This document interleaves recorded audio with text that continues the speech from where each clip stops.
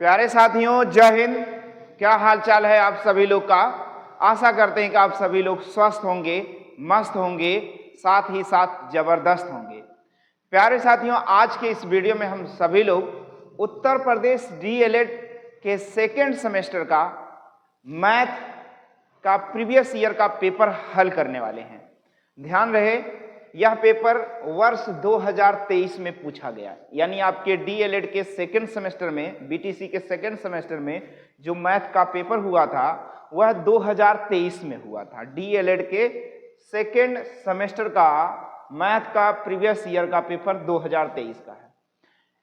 आपको यह पेपर हल कराने का एक उद्देश्य हमारा है कि इस प्रकार के प्रश्न आपको पता चल जाएं कि किस प्रकार से आपके परीक्षा में प्रश्न पूछे जाते हैं। उसी प्रकार से आप तैयारी अपनी बनाए रखें ताकि आप एग्जाम के जो सेमेस्टर का एग्जाम है उस सेमेस्टर के एग्जाम में आप फेल ना हो। चलिए आज के इस वीडियो का पहला प्रश्न देखते हैं क्या कहता है। कहता है कि ऋण पूर्णांक के बारे में बात कीजिए। तो देखिए, आपके पास बहुविकल्पीय प्रश्नों की श्रृंखला 5 होगी। बहुविकल्प कितने होंगे, जिसे हम वस्तुनिष्ठ भी कहते हैं। ये 5 प्रश्न होंगे और पांचों प्रश्न को आप फटाफट एक एक नंबर के माध्यम से टिक करना है। कह रहा ऋण पूर्णांक संख्या कौन सी है, तो बा नंबर ऋण पूर्णांक है, यानी -5 क्या होगा आपका ऋण पूर्णांक होगा। अब इसे लिखना कैसे होगा, तो आप अपनी कॉपी के पेज में जाएंगे और लिखेंगे वस्तुनिष्ठ प्रश्न या बहुविकल्पीय प्रश्न लिखेंगे। क्या लिखेंगे, देखिए वस्तुनिष्ठ लिखा रहे चाहे बहुविकल्पीय लिखा रहे, जो भी आपके लिखा रहे उसे आप लिखना है। बहुविकल्पीय प्रश्न, बात समझ गए ना। बहुविकल्पीय प्रश्न। अब यहाँ प्रश्नोत्तर संख्या डालेंगे। आप क्या डालेंगे, प्रश्नोत्तर संख्या 1 डालेंगे और उसके बाद जो है इसका उत्तर लिखेंगे कि क्वेश्चन संख्या 1 का उत्तर नंबर बा है, यानी -5 एक ऋण पूर्णांक है। क्या बात समझ जाएंगे। उसके बाद अगला प्रश्न आपका होता है, अगला प्रश्न आपका कहता है कि 9, 12, देखिए प्रश्न देखिए 9, 12, 18, 9, 12, 18 का लासा ज्ञात। तो आपको यहीं पर जाना है और प्रश्न संख्या 2 डालना है। फिर से आपको डालना है प्रश्न संख्या 2 डालना है और कह रहा है कि 9, 12 और 18 का लघुत्तम समापवर्त बताइए। 18 का लघुत्तम समापवर्त, वर्त बताइए। बात समझ गए ना। लघुत्तम समाप वर्त बताना है, वर्तक बताना है, लघुत्तम समाप वर्तक बताना है। बात समझ गए ना, बातें समझना। अब देखिए इसका लघुत्तम समाप वर्तक होता क्या है, तो आपको पता है 9, 12, 18, 3 से भाग दें, 3 त्रिका 9, 3 चौक 12, 3 छक 18, फिर 3 से भाग 4, 3 दूनी 6, फिर 2 से भाग 2 दूनी 4, 2 एकन, फिर 2 से भाग। तो जब तक 1 ना आ जाए तब तक आपको क्या करना है, भाग देना है। 1 जब तक ना आ जाए तब तक आपको क्या है, भाग देना। इन्हीं का आपस में गुणनफल क्या हो जाएगा, एलसीएम। तो 3 त्रिका 9 दूना 18 दूनी 36, यानी प्रश्नोत्तर संख्या 2 का उत्तर क्या होगा, इसका उत्तर क्या होगा, 36 सवाल का उत्तर होगा। बात समझ गए। आपको लिखना है प्रश्नोत्तर संख्या 2 का उत्तर नंबर आपके 36 किस ऑप्शन में है, तो बा में है। तो इसका भी उत्तर आपको क्या लगाना है, बा लगाना। क्वेश्चन संख्या 3 आप देखेंगे तो निम्नलिखित में से कौन परिमेय संख्या नहीं है। 4 ऑप्शन आपके पास दिया गया और इसमें से कौन सा परिमेय संख्या नहीं है, तो पाई एक परिमेय संख्या नहीं है, पाई एक अपरिमेय संख्या है। पाई एक अपरिमेय संख्या, पाई एक परिमेय संख्या नहीं होती है, क्योंकि पाई का मान निकाला नहीं जा सकता। आप चाहेंगे तो पाई का मान इस पूरे व्हाइट बोर्ड क्या पूरा संसार निकालते रह जाएंगे तो निकलेगा नहीं। इसलिए पाई एक अपरिमेय संख्या है, यह परिमेय संख्या नहीं है। बाकी सभी देखेंगे तो परिमेय संख्या है, जिसका मान निकाला जा सके। अभी देखो 5 बटे इसे हम 6 लिख सकते हैं, इसे 78 बटे 100 लिख सकते हैं, इसे हम थोड़ा छोटा 11 बटे 6 लिख सकते हैं। बाकी सभी संख्याएं परिमेय संख्या है, पाई एक अपरिमेय संख्या है। और आपको अपने कॉपी में लिखना है प्रश्नोत्तर संख्या 3 का उत्तर नंबर सा सही है। प्रश्न संख्या 4 में चलते हैं। तो प्रश्न संख्या 4 में कह रहा है, मैं इस प्रश्न को लगाकर दिखाता हूं, कितना आसान सा प्रश्न होगा। प्रश्न संख्या 4 आपको लगाना है, जबकि प्रश्न संख्या 4 में कह रहा है 9.5 का होल स्क्वायर क्या होगा, वर्ग ज्ञात करना। 1 सेकंड 5 सेकंड से ज्यादा नहीं लगेगा। देखो यहाँ क्या है 5, 5 का वर्ग कर दो, पंचम 25। 9 के बाद की संख्या क्या होती है, तो 9 के बाद गिनती में 10 आता है, तो 9 से 10 में गुणा, 9 दहा में 90। बस इसका वर्ग हो गया सवाल का उत्तर। 2 अंक पे दशमलव, 1 अंक पे दशमलव लगा है तो 2 अंक पे दशमलव, अगर 2 पर लगता तो 4 पर, 3 पर लगता तो 6 पर लगता। यहाँ पर 1 पर लगा है तो कै अंक पे दशमलव लगेगा, 2 पर, यानी इसका वर्ग जो हो जाएगा वो 90/25, 90.25। तो यानी ऑप्शन नंबर केवल और केवल आ वाला हो जाएगा। अब आपको उत्तर के रूप में लिखना है कि प्रश्न उत्तर संख्या 4 का उत्तर आ है, यानी 9.5 का वर्ग जो है 90/25 है, यानी 90.25 है। बात समझ में आ जाएगा। अगला क्वेश्चन संख्या 5 कह रहा है कि वर्ग 40-50 का मध्य बिंदु वर्ग चिन्ह है। वर्ग चिन्ह क्या है, 40 और 50 का वर्ग चिन्ह आप बताओगे तो क्या बताओगे, इसका मध्य बिंदु क्या बताओगे, तो 45 बताओगे। ये 5 नंबर देखो आपको क्या मिल गया, फ्री में मिल गया। बात समझ गए ना। अब फिर चलते हैं हम सभी लोग अति लघुत्तरीय प्रश्न पर। अति लघुत्तरीय प्रश्न में पहला प्रश्न क्वेश्चन संख्या 6 दिया है कि एक कक्ष की लंबाई 10 मीटर, चौड़ाई 6 मीटर और ऊंचाई 5 मीटर है, तो कक्ष के चारों दीवारों का क्षेत्रफल ज्ञात कीजिए। तो कक्ष के चारों दीवारों का क्षेत्रफल का मैं आपको एक सूत्र बता देता हूं, उससे पहले आपको यहां लिखना होगा अति लघुत्तरीय प्रश्न लिखना होगा। क्या लिखना होगा, अति लघुत्तरीय प्रश्न, अति लघु उत्तरीय प्रश्न लिखना होगा और प्रश्न संख्या आपको डालनी होगी 6। अब देखो एक कमरा है, आयताकार है, उस कमरे के चारों दीवारों का क्षेत्रफल, मतलब ये वाली दीवार का क्षेत्रफल, ये वाली दीवार का क्षेत्रफल, इसके पीछे जो वाला है दीवार उस दीवार का क्षेत्रफल, इसके साइड में, इस साइड में जो है उस दीवार का क्षेत्रफल। तो दीवार का क्षेत्रफल निकालने का मैं आपको सूत्र बता देता हूं। देखो दीवार का लिख लो, चारों दीवार, चारों दीवारों का क्षेत्रफल, क्षेत्रफल निकालने का आपको एक सूत्र याद रखना है, 2 इंटू में लंबाई धन चौड़ाई गुणे में ऊंचाई, या आयत के परिमाप में ऊंचाई से गुणा कर देने से चारों दीवारों का क्या आ जाता है, क्षेत्रफल आ जाता है, चारों दीवारों का क्षेत्रफल आ जाता है। अब आप देखेंगे आयत की लंबाई चौड़ाई क्या क्या दी है। आयत की लंबाई 10, चौड़ाई 6 मीटर। आयत की लंबाई 10 दी गई है, आयत की लंबाई 10, चौड़ाई 6 मीटर दी गई है और ऊंचाई 5 मीटर दी गई है। ऊंचाई कितने मीटर है, 5 मीटर। तो कक्ष के चारों दीवारों का क्षेत्रफल का सूत्र मैंने आपको समझा दिया है। अब देखेंगे यहाँ पर h की जगह आपको क्या लिखना है, 5 लिखना है। बाकी अपनी कॉपी में पेज भरने के लिए आप लिख सकते हैं कि कमरे की लंबाई बराबर 10 मीटर है कि सेंटीमीटर है, ये आप देख लेना। 10 मीटर दिया गया है, कमरे की लंबाई 10 मीटर। चौड़ाई जो आप लिखेंगे तो 6 मीटर है ना। और तथा ऊंचाई बराबर, ये अपनी कॉपी भरने के लिए आप लिख सकते हैं। देखो कभी कभी कॉपी भरने से नंबर मिलता है, लेकिन ये गणित है भैया, इसमें कॉपी भरने का कोई मतलब नहीं निकलता है। जितना कम से कम अच्छे से अच्छा, स्पष्ट से स्पष्ट लिखोगे, नंबर आपको पूरा मिल जाएगा। इसमें इतिहास और भूगोल नहीं है, मनोविज्ञान नहीं है, संस्कृत नहीं है, हिंदी नहीं है कि कॉपी भरा जाए। इसमें इतना ही बहुत है कि चारों दीवारों का, क्वेश्चन संख्या 6, चारों दीवारों का क्षेत्रफल का सूत्र लगा दो और यूनिट मान रख दो और हल कर दो, सवाल का उत्तर हो जाएगा। देखो 5 दूनी 10 हो गया और 10 6 16 हो गया। 16 दहा में 160 वर्ग मीटर हो जाएगा उस चारों दीवारों का क्षेत्रफल। इतना ही बहुत है आपके सवाल के लिए। अब देखिए क्वेश्चन संख्या अगला आपका है, अगला प्रश्न है, कह रहा है कि 2 संख्याओं का योग 15 है, उनमें से एक संख्या दूसरी की 4 गुनी है, तो कह रहा है दोनों संख्याओं का योग ज्ञात कीजिए। क्या कह रहा है? कह रहा है दोनों संख्याओं का योग ज्ञात करना है। बात समझ गए ना? क्या कह रहा है कि दोनों संख्याओं का योग ज्ञात कीजिए। तो देखो चलते हैं अगले प्रश्न की ओर। क्वेश्चन संख्या 7 की तरफ चलते हैं। प्रश्न संख्या 7 की ओर चलते हैं। स्क्रीनशॉट ले लिया करिए। प्रश्न संख्या 7 के बारे में बात कर लेते हैं। प्रश्न संख्या 7 के बारे में कह रहा था कि दो संख्याओं का योग 15 है।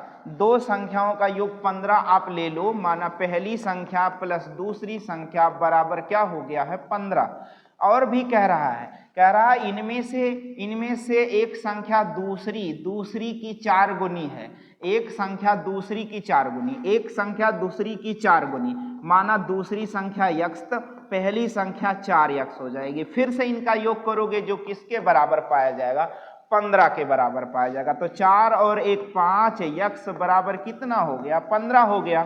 अब देखो 5 से कट जाएगा तो यानी x बराबर 5 तिया 15, यानी पहली संख्या आप कह सकते हो, पहली संख्या आपने 4x माना और दूसरी संख्या जो आपने माना है वो x माना है। तो 4 तिया 12 दूसरी पहली संख्या और दूसरी संख्या 3x सवाल का उत्तर हो जाएगा। बोलो समझ में आ जाएगा ना?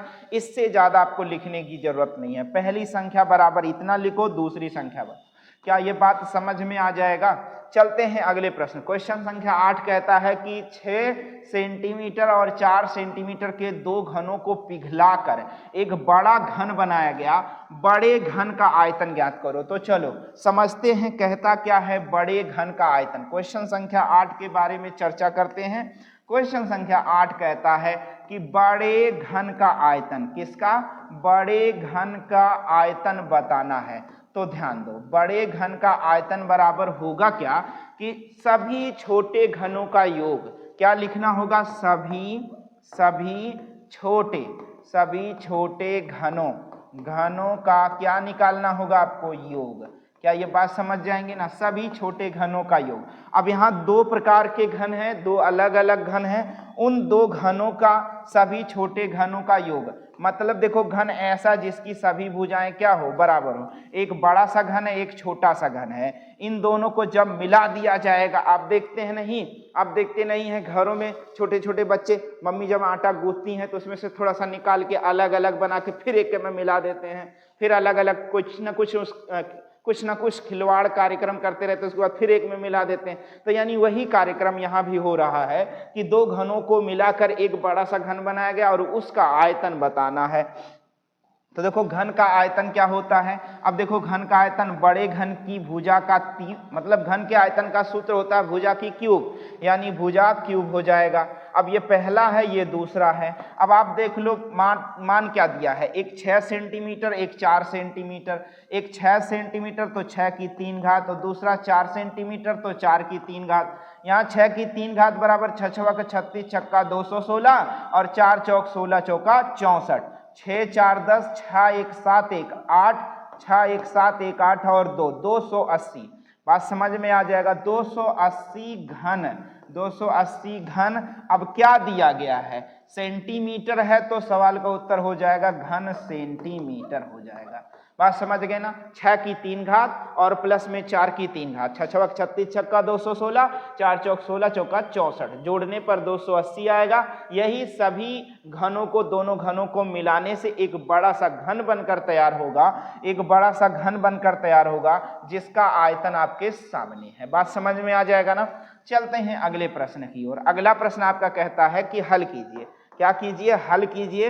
इसे हल करना है आपको। क्या दिया गया है? x + 1/a। देखिए दिया क्या गया है, इसे समझ लेते हैं। अगला क्वेश्चन संख्या 9 के बारे में चर्चा करते हैं। बहुत तेज आप भी लगा सकते हैं, x + 1/a। और दिया गया है, x + 1/a x - a को हल कीजिए या सरल कीजिए। क्या करना है? सरल कीजिए, इसे ही करना है सरल। देखो इनका इनके साथ गुणा, यानी x गुणे x हो जाएगा। इनका इनके साथ गुणा x गुणे में 1/a हो जाएगा। अब इनका गुणा -a गुणे में x हो जाएगा, इनका गुणा इनके साथ तो -a गुणे में 1/a हो जाएगा। बात समझ गए ना। अब देखेंगे यहाँ क्या आ गया, x² प्लस यहाँ x बटे में a आ गया, और यहाँ पर देखेंगे तो x आ गया, और वहां पर कट जाएगा तो क्या रह जाएगा, 1 रह जाएगा।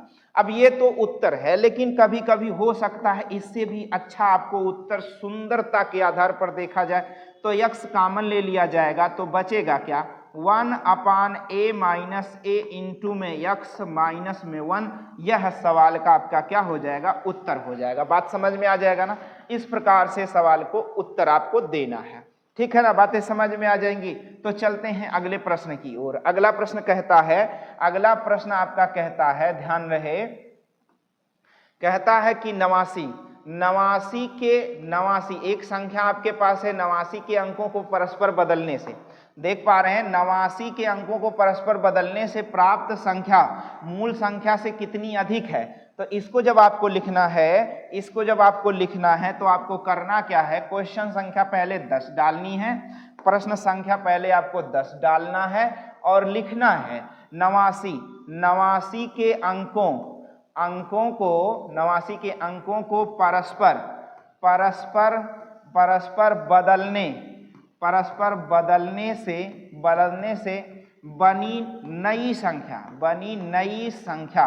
बात समझ में आ जाएगा। परस्पर नई संख्या बदलने से नई संख्या बराबर 98 हो जाएगा। देखो 89 है तो इसे 9 8 कर दो तो हो जाएगा 98। अब कह रहा कि कितनी ज्यादा है ना, संख्या ये हो गई, और अंतर आपको बताना है या कितनी अधिक है, तो 98 माइनस 89 कर देंगे आप, 98 माइनस 89 कर देंगे तो कितना आएगा, 9 ज्यादा है या 9 अधिक है। बात समझ गए, 9 ज्यादा है या 9 अधिक है, सवाल के उत्तर के रूप में आप लिख देंगे। क्या बात समझ में आ जाएगा।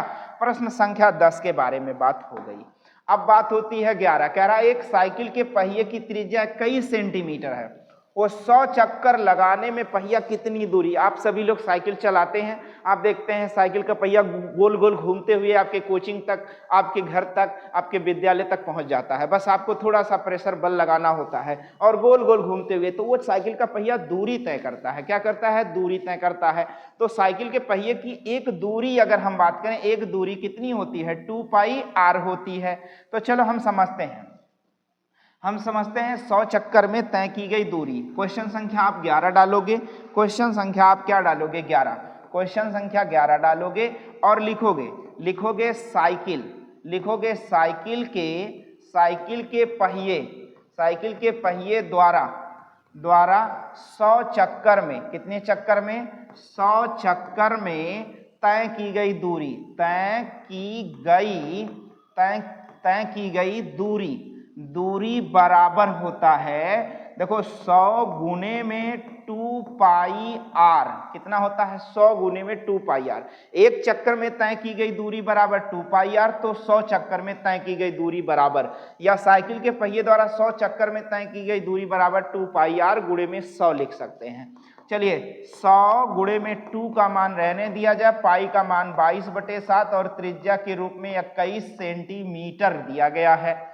अब ध्यान दीजिए, इस सेंटीमीटर को मीटर में बदलने के लिए 100 से इसमें भाग कर देना है। अब जो आपका उत्तर आएगा वो किस में आएगा, मीटर में आएगा। किस में आएगा भैया, मीटर में, कि वह साइकिल का पहिया इतने मीटर दूरी तय करेगा। देखो 100 से 100 कट जाएगा आपका, और 7 त्रिक 21 कट जाएगा, तो रह जाएगा क्या, 2 गुणे में 22 गुणे में 3 हो जाएगा। 100 से 100 कट गया, 7 त्रिक 21 यानी 3 रह गया, और 22 और 2, 3 दूनी 6, 3 दूनी 6, चलो 22 दूना 44 गुणे में 3 कर लेते हैं। अब आप देख पाओगे तो 4 तियां 12, 2 4 तियां 12, 1 13, यानी 132 मीटर की दूरी तय कर पाएगी। वह साइकिल 132 मीटर की दूरी तय कर पाएगी। कितने चक्कर में, 100 चक्कर में। कितने चक्कर में बात हो रही है, तो तो 100 चक्कर में। क्या ये सबको समझ में आ जाएगा?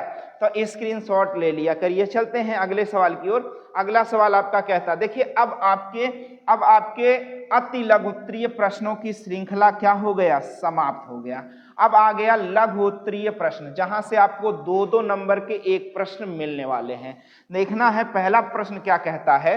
अब आपको जब भी प्रश्न हल करना होगा तो यहां पर आपको लिखना क्या होगा? यहां पर आपको लिखना होगा लघु उत्तरीय प्रश्न। क्या लिखना होगा भैया? लघु उत्तरीय प्रश्न। यहां अति लघु उत्तरीय प्रश्न हटा देना है। अब आ गया लघु उत्तरीय प्रश्न। लघु उत्तरीय प्रश्न डालना है और लघु उत्तरीय प्रश्न में आपको लिखना क्या है? प्रश्न उत्तर संख्या 12 लिखनी है, लिखना है। क्या ये बात समझ में आ जाएगा? अब चलते हैं प्रश्नोत्तर संख्या 12 के बारे में देखते हैं। कहता है निम्नलिखित आंकड़ों के लिए 5 का वर्ग अंतराल लेकर संचयी बारंबारता सारणी बनाइए। आपको क्या बनाना है? संचयी बारंबारता सारणी बनानी है और संचयी बारंबारता सारणी वर्ग अंतराल लेकर बनाना है। क्या ये बात समझ में आ जाएगा? तो इसके लिए संचयी बारंबारता सारणी बनाने के लिए आपको क्या करना है? सबसे पहले इन दिए गए आंकड़ों को, इस दिए गए आंकड़ों को पहले आपको सेट करना होगा। आंकड़ों को, बात समझ रहे हैं ना? आंकड़ों को क्रम से करने पर, आंकड़ों को क्रम से रखने पर, बात समझ रहे हैं ना? रखने पर। तो चलिए पहले आंकड़े देखेंगे कौन कौन से आंकड़े हैं। देखिए यहां पर आप देखिए सबसे छोटा आंकड़ा कौन है? तो 4 है, फिर 8 है, 11 है, ठीक है ना? 4, 8, 11, 15 है। चलो मैं लिख देता हूं। 4, 8, 11, 15 दिया है और 16 दिया है, ठीक है ना? 4, 8, 11, 15, 16 हो गया। 4, 8, 11, 15, 16 हो गया ना? अब देखेंगे कितना है? 20 है, 20, 26, 27, 28। चलिए 20, 26, 27 और कितना दिया गया है? 28 दिया गया है। 28 हो गया। उसके बाद 32, 40, 48। उसके बाद दिया गया है 32, 40 और क्या दिया गया है? 48। अब इनका बारंबारता बनाना है, साथ ही साथ संचयी बारंबारता भी बनानी है। देखो क्या दिया है? संचयी बारंबारता बनानी है ना? बात समझ गए ना? वर्ग अंतराल लेकर संचयी बारंबारता। तो देखो जब भी में संचयी बारंबारता बनानी हो तो सबसे पहले हमें वर्ग अंतराल लिखना होगा। क्या लिखना होगा? वर्ग अंतराल लिखना होगा। फिर उसके लिए आप चाहो तो मिलान चिन्ह लिख लो। मिलान चिन्ह लिख दोगे तो और अच्छा हो जाएगा। फिर आपका हो जाता है बारंबारता हो जाता है। फिर बारंबारता के बाद आपका संचयी बारंबारता। क्या होता भैया? संचयी बारंबारता होता है। क्या ये आप सबको समझ में आ जाएगा? उसके बाद आपका क्या आ जाता है? संचयी बारंबारता आ जाता है। अब इसे आपको क्या कर लेना है? बॉक्स में बना लेना है, ठीक है ना? इसको आपको स्केल की सहायता से बॉक्स बना देना है ताकि थोड़ा सा सुंदर लगने लगे, ठीक है ना? अब आप देख पा रहे हैं संचयी बारंबारता। अब इसके बाद आपको नंबरिंग करनी है। 0 से देखो 50 तक हमें ले जाना है, तो 0 से 5 और 5 से 10, 10 से 15 और 15 से 20 और 20 से 25 और 25 से 30 और 30 से 35, 35 से 40। बात समझ गए ना? इस प्रकार से हमें बनाना है 35 से 40, फिर हमें लेना है 40 से 45, फिर 45 से क्या लेना है? 50। क्या समझ में आ जाएगा? उसके बाद ये आपकी साड़ी पैक। क्या ये समझ गए ना? अब पैक हो गई। अब देखोगे तो इसमें क्या आपको लेना है? 0 से 5 कितनी संख्या है? केवल एक, तो मिलान चिन्ह क्या लोगे? 1। 0 से 5 कितनी संख्या है? 1, तो मिलान चिन्ह कितना लोगे? 1 लोगे, ठीक है ना? और बारंबारता कितनी संख्या की? 1 है। और संचयी बारंबारता इसकी क्या होगी? इसकी संचयी बारंबारता भी क्या होगी? 1 होगी, ठीक है ना? अब देखोगे 5 से 10 कितने आंकड़े हैं? तो इसके आंकड़े 1 है, तो मिलान चिन्ह 1 लोगे और इसके लिए बारंबारता क्या हो जाएगा? 1 हो जाएगा और संचयी बारंबारता 1 और 1 2 हो जाएगा, ठीक है? बात समझ में आ जाएगा? 10 से 15 के बीच देखेंगे तो 10 से 15 के बीच केवल एक आंकड़े हैं। 10 से 15 के बीच एक आंकड़े हैं, तो इनके लिए भी 1 और बारंबारता भी 1। यहाँ 1 नहीं, यहाँ मिलान चिन्ह सीधा रहता भैया। यहाँ मिलान चिन्ह आपका है तो मिलान चिन्ह सीधा होगा और 1 हो जाएगा और संचयी बारंबारता क्या हो जाएगी 3 हो जाएगी। बात समझ गए ना, बात समझ में आ जाएगा। अब फिर देखो 15 से अगर हम बात करें 15 से, मिलान चिन्ह थोड़ा सा छोटा कर देते हैं, मिलान चिन्ह थोड़ा सा 15 से 20 के बारे में बात करें तो 15 से 20 1 2 है तो इसके लिए मिलान चिन्ह 2 बनेगा और इसके लिए बारंबारता 2 आएगा और संचयी बारंबारता 3 2 5 हो जाएगा। क्या समझ में आ जाएगा? इस प्रकार से। अब चलो 20 से 25 के बाद देखते हैं। 20 से 25 तक केवल एक आंकड़े है, 20 से 25 इसके लिए संचयी, इसके लिए जो मिलान चिन्ह होगा वो 1 होगा और इसके लिए बारंबारता की बात करेंगे तो 1 और संचयी बारंबारता 5 1 6 हो जाएगा। ठीक है ना, समझ में आ जा रहा? चलिए 25 से 30 के बारे में बात करते हैं। 25 से 30 के बारे में बात करते हैं तो 25 से 30 26 27 28 3 है तो इसके लिए मिलान चिन्ह आपको 3 बनाना है और बारंबारता के रूप में 3 लिखना है और संचयी बारंबारता 6 3 9 हो जाएगा। ठीक है ना, बात समझ में आ जाएगा। चलिए 30 से 35 के बीच देखते हैं तो 30 से 35 के बीच कितने हैं तो केवल एक है। 30 से 35 के बीच कितने हैं तो 30 से 35 के बीच केवल एक आंकड़े हैं, 30 से 35 एक आंकड़े हो गए, 30 से 35 के बीच और इसके लिए बारंबारता 1 बनाना है, संचयी बारंबारता इसका क्या हो जाएगा 10 हो जाएगा। ठीक, अब चलते हैं 35 से 40 के बीच। 35 से 40 के बीच कोई है? 35 से 40 के बीच तो भैया 35 से 40 के बीच कोई आंकड़ा नहीं तो इसका मिलान चिन्ह क्या डैश, इसका मिलान चिन्ह 35 से 40 के बीच कोई आंकड़ा दिखता है? नहीं भाई, नहीं दिखता है, इसलिए 35 से 40 के बीच नहीं है ना। ठीक है, तो मिलान चिन्ह 1 और बारंबारता इसका बारंबारता 0 हो जाएगा और संचयी बारंबारता 10 + 0 बराबर 10 हो जाएगा। 40 से 45 के बीच एक अंक है 40 और इसकी बारंबारता 1 हो जाएगी और इसका जो संचयी बारंबारता 10 1 11 हो जाएगा। अब देखेंगे वहां पर अगर बात करेंगे तो 45 से 50 के बीच केवल एक संख्या है। बात समझ गए ना, 45 से 50 के बीच एक है तो मिलान चिन्ह 1 और संचयी बारंबारता 1 और संचयी बारंबारता क्या हो जाएगा 12 11 1 12 हो जाएगा। अब देखेंगे यहाँ पर चाहे तो आप योग लिख सकते हैं, थोड़ा सा ये क्वेश्चन कठिन होता है, बड़ा होता है, बस और कुछ नहीं। योग लिख सकते हैं, देखो 1 2 3 1 4 1 2 3 3 2 5 1 6 6 1 7 3 10 10 2 12 योग 12 आया। यह पूरी आपकी संचयी बारंबारता सारणी बन जाएगी। ठीक है ना, लगा ले जाएंगे आप। बोलो, इतना बड़ा सा सवाल होगा और पूरा 2 नंबर लेना है भैया, 2 नंबर लेना, फेल नहीं होना है तो क्या है, करना ही पड़ेगा ना। चलिए चलते हैं अगले प्रश्न की ओर, स्क्रीनशॉट ले लेंगे, फिर हम चलते हैं अगले प्रश्न की ओर। अगला प्रश्न आपका कहता है, क्वेश्चन संख्या 13 क्या कहता है, समझ लेते हैं। क्वेश्चन संख्या 13 के बारे में चर्चा करते हैं। क्वेश्चन संख्या 13 आपका देखिए 13 क्या कहता है, इसे देखिए। 13 कहता है एक आयताकार मैदान का क्षेत्रफल 0.75 हेक्टेयर है। यदि इस मैदान की एक भुजा 250 मीटर है तो दूसरी भुजा ज्ञात कीजिए। आयताकार मैदान है, क्या है, आयताकार मैदान है। बात समझ गए ना, आयताकार मैदान है, उसका क्षेत्रफल दिया गया है। चलो देखो, मिटा नहीं भाई, चलो मिट गया।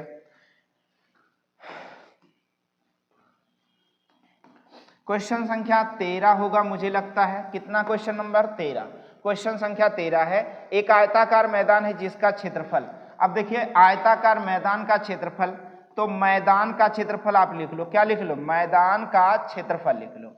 मैदान का क्षेत्रफल कितना दिया गया है, तो 0.75 हेक्टेयर दिया गया। क्या दिया गया, हेक्टेयर दिया गया है।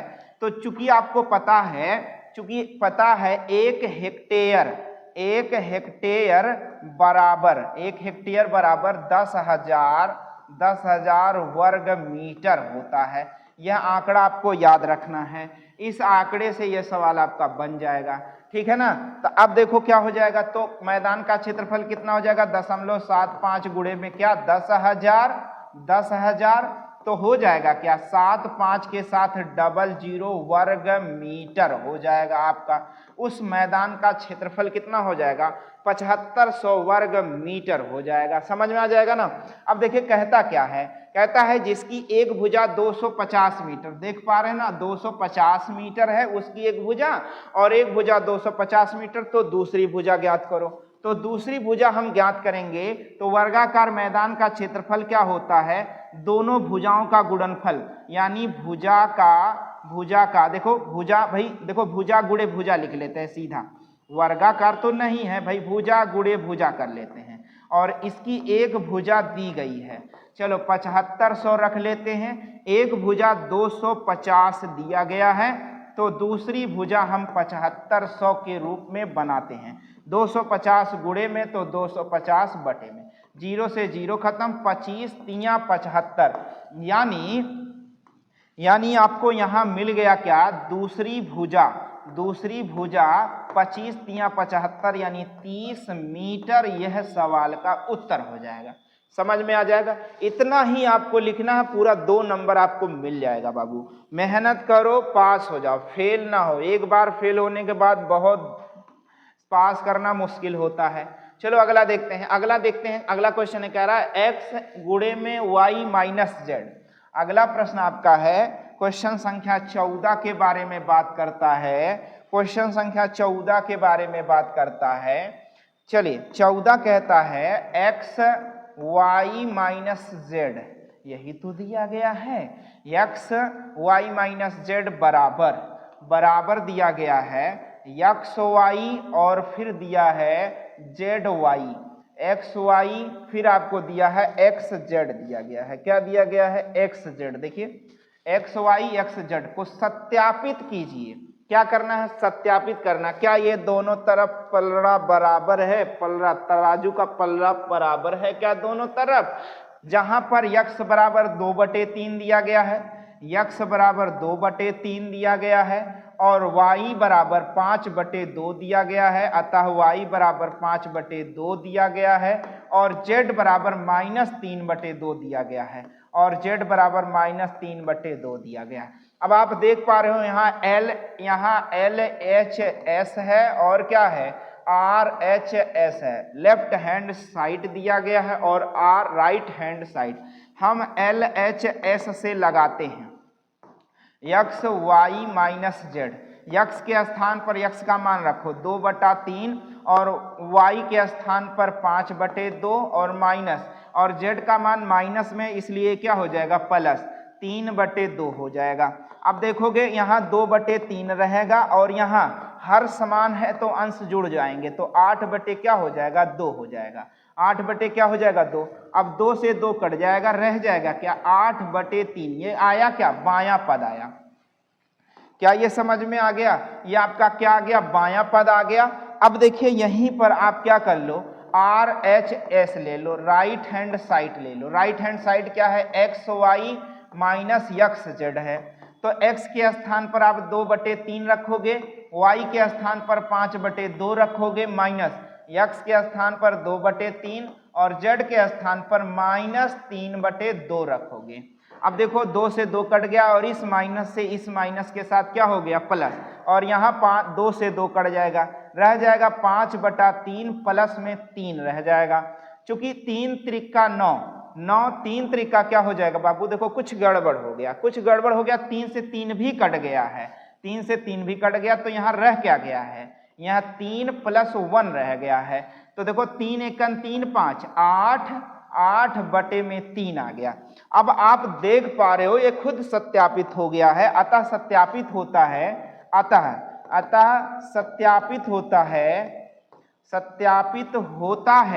होता है कि LHS = RHS। क्या ये बात समझ गए ना, बात सत्यापित होता, बस 2 नंबर फिक्स हो गया, आपका फाइनल हो गया। बस ऐसे ही सारे सवाल आपको क्या करने हैं, लगा लेने हैं। चलिए चलते हैं हम सभी लोग अगले प्रश्न की ओर। क्वेश्चन संख्या 14 के बाद आप देखते हैं 15 के बारे में बात करते हैं। क्वेश्चन संख्या 15 के बारे में बात करेंगे। कहता है एक फार्म हाउस में x + 2y पंक्तियां हैं और प्रत्येक पंक्ति में x प्लस 2y पेड़ लगे हैं। तो बताइए कि फार्म हाउस में कुल कितने पेड़ लगे हैं। जहां यदि दूसरा प्रश्न इसी में है, यदि x बराबर 3 y बराबर 2 हो तो फार्म हाउस में पेड़ों की कुल संख्या कितनी है। चलिए इस प्रश्न को भी हम सभी लोग लगाएंगे और बताएंगे। 14 एक 15 नंबर क्वेश्चन आपका चलता है। क्वेश्चन संख्या 15 के बारे में बात करते हैं। क्वेश्चन संख्या 15, अब देखो फार्म हाउस है, वहां पर पेड़ लगाए गए हैं। फार्म हाउस में पेड़ लगाए गए हैं। फार्म हाउस में पेड़ों की संख्या की बात अगर हम करें, पेड़ों की संख्या, तो ध्यान दीजिए फार्म हाउस में पेड़ों की संख्या। तो देखिए क्या दिया गया है, कह रहा है इतनी पंक्तियां हैं और इतने पेड़ हैं, तो x प्लस 2y पंक्तियां हैं। कितनी पंक्तियां हैं? x प्लस 2y पंक्तियां हैं और प्रत्येक पंक्ति में x प्लस 2y पेड़ भी हैं। तो अतः कुल पेड़ों की संख्या, इनका गुणा करो, x स्क्वायर प्लस में 2 to 4 y, देखो यहां पर एक साथ गुणा करो, ऐसे करो, x स्क्वायर प्लस में 2yx प्लस में इसका इसके साथ गुणा करो तो 2xy और प्लस में इसका इसके साथ गुणा तो 2 to 4y स्क्वायर। इसको थोड़ा और सरल कर लो, x स्क्वायर प्लस में 4y स्क्वायर प्लस में 4xy, यही कुल पेड़ों की संख्या हो गई। यदि ये देखो पहला प्रश्न आ गया, यदि आपको दूसरा प्रश्न का उत्तर देना है तो आप देखो यदि x बराबर 2 लिया गया है, देखो प्रश्न में क्या लिया गया, यदि x बराबर 3 y बराबर 2 लिया गया तब कुल पेड़ों की संख्या। यदि x बराबर 3 लिया गया है और y बराबर 2 लिया गया हो तब पेड़ों की संख्या। तो हाँ, यदि x बराबर लिख लो, यदि x बराबर इतना y बराबर 2 हो तो पेड़ों की संख्या, पेड़ों की संख्या, बस बहुत आराम से सारा 25 का 25 नंबर पा सकते हो। यहाँ रख लो x की जगह x square plus 4y square plus में 4xy, यहाँ रख लो, यहाँ क्या रख लो, मान रख लो, x की जगह 2, x की जगह 3 का वर्ग प्लस में 4 गुणे में 2 का होल स्क्वायर प्लस में 4 गुणे में 3 इंटू 2 लिख लो। देखो 3 त्रिक का 9 प्लस में 2 दूनी 4, 4 चौके 16 प्लस में देखो 3 दूनी 6 चौके 24। ठीक है ना, बात समझ में आ जाएगा। अब देखो इन्हें जोड़ लो, 16 9 25, 25 24 49, 25 24 कितना हो जाएगा भैया, 49 पेड़ लगे हैं। यानी उस फार्म हाउस में कितने पेड़ हैं, 49 पेड़ हैं। तो इसका भी आप स्क्रीनशॉट ले सकते हैं और इस प्रकार से आप लगाएंगे तो पूरा नंबर पाएंगे। 2 नंबर का पूरा 2 नंबर आप पा जाएंगे। चलिए क्वेश्चन नंबर 15 के बाद चलते हैं क्वेश्चन नंबर 16 की तरफ चलते हैं। क्वेश्चन संख्या 16 की तरफ चलते हैं। कितना क्वेश्चन नंबर क्या कहता है, 16। क्वेश्चन संख्या 16 क्या कहता है जरा देख लेते हैं। 16, बाकी आपको बात समझ में आ जाएगा ना। क्वेश्चन संख्या 16 के बारे में चर्चा करते हैं। तो देखिए क्वेश्चन संख्या 16 कहता है कि एक त्रिभुज, पेड़ों वाला हो गया ना। हाँ चलिए क्वेश्चन संख्या 16 की तरफ चलते हैं और क्वेश्चन संख्या 16,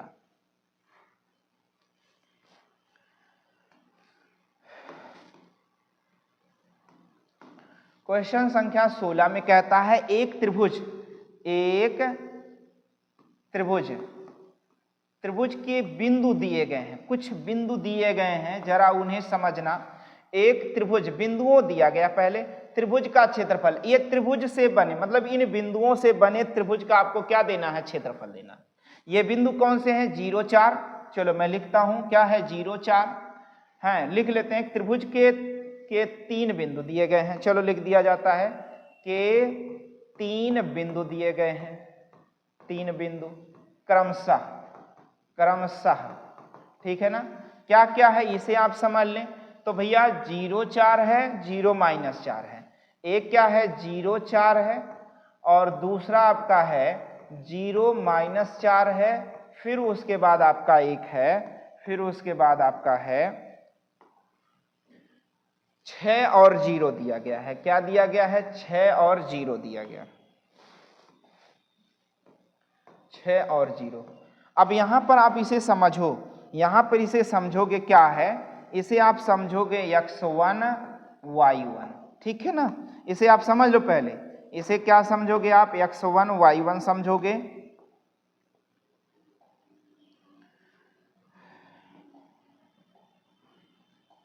इसे x1 y1, इसे x2 y2, इसे x3 और y3 समझोगे। पहले ये आप तीनों बिंदु के बारे में क्लियर कर लो, ठीक है ना।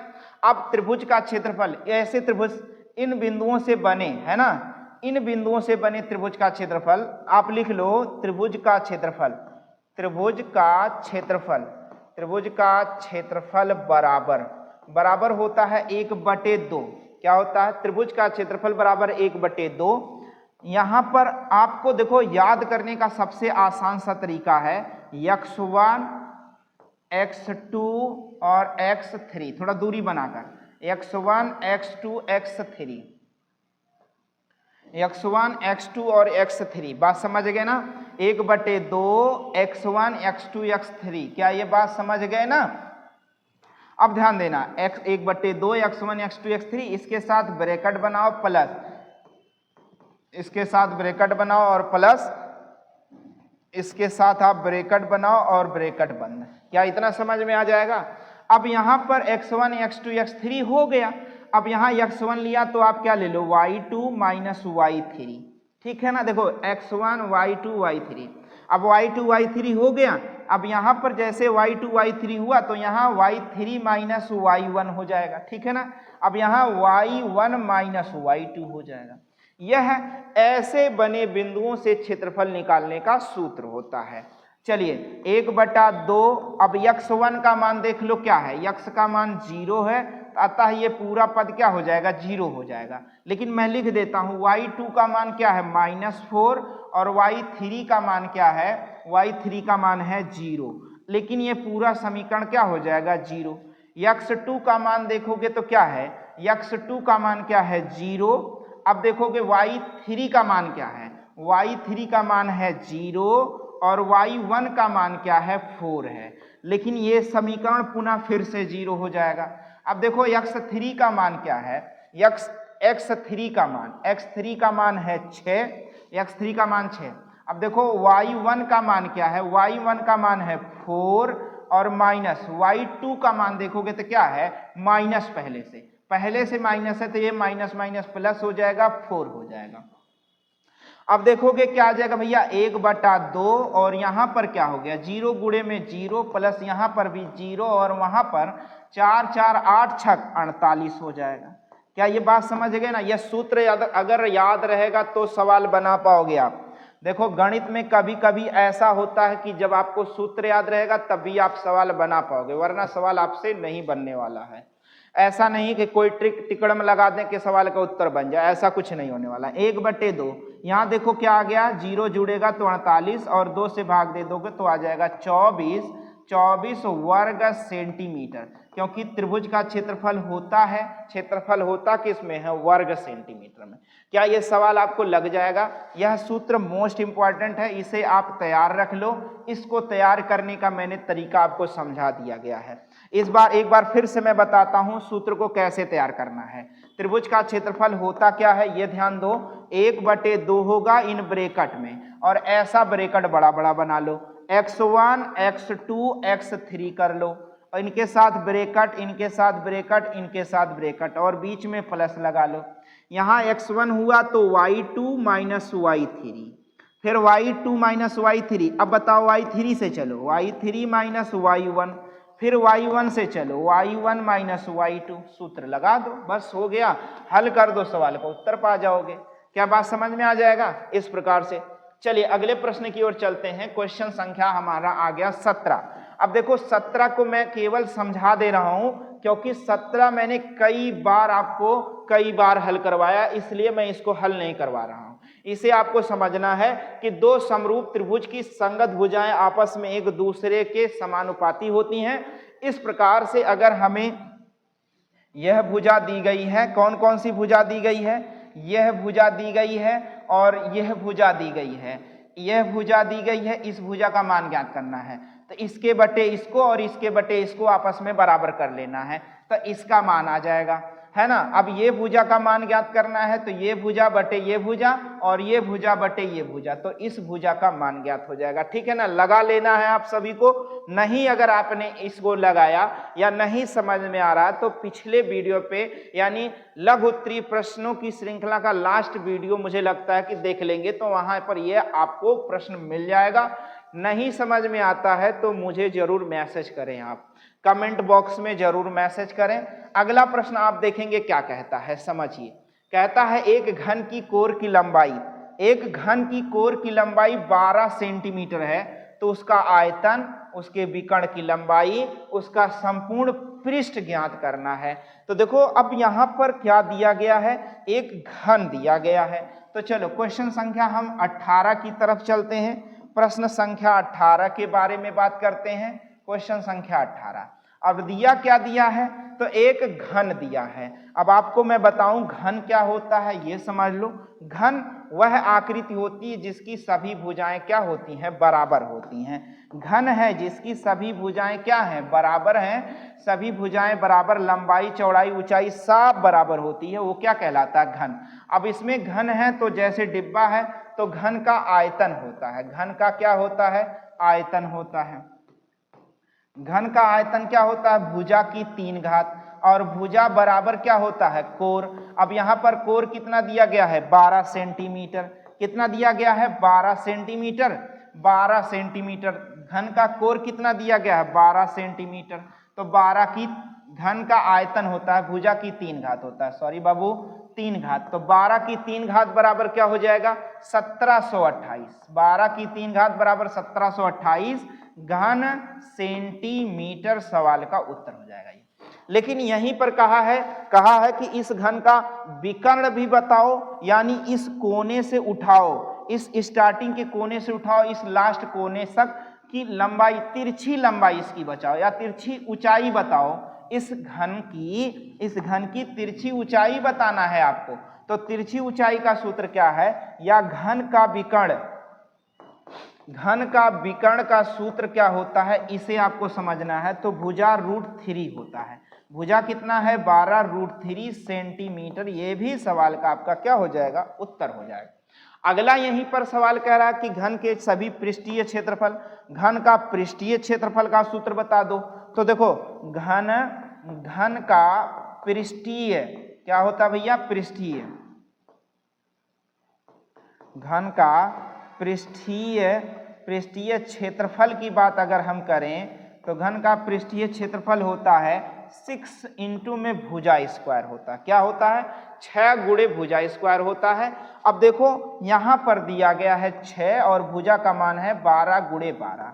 तो भैया 6 गुणे 12, 12 में 144।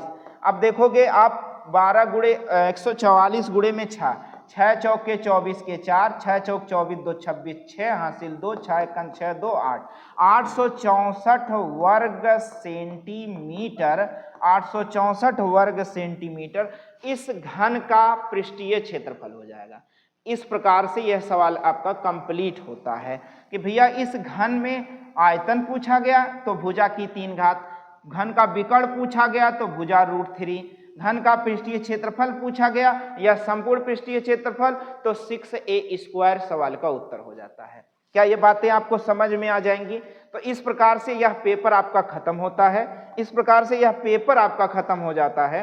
अब ध्यान दीजिएगा, अब ध्यान दीजिए, मैंने उत्तर प्रदेश DLED यानी BTC के द्वितीय सेमेस्टर यानी सेकंड सेमेस्टर समझ रहे हैं ना, द्वितीय सेमेस्टर यानी सेकंड सेमेस्टर के 2023 में पूछा गया प्रश्न पत्र इस वीडियो के माध्यम से हल करवाया है। आशा करते हैं कि यह वीडियो आपको अच्छा लगा होगा, तो लाइक, शेयर और सब्सक्राइब करना बिल्कुल ना भूलें। साथ ही साथ बेल आइकन यानी घंटा भी जरूर दबाएं, जिससे हमारा मनोबल भी बढ़ेगा और हमारे अगले वीडियो का नोटिफिकेशन भी आपको समय से मिलेगा। मिलते हैं आपसे अगले वीडियो में, तब तक के लिए जय हिंद।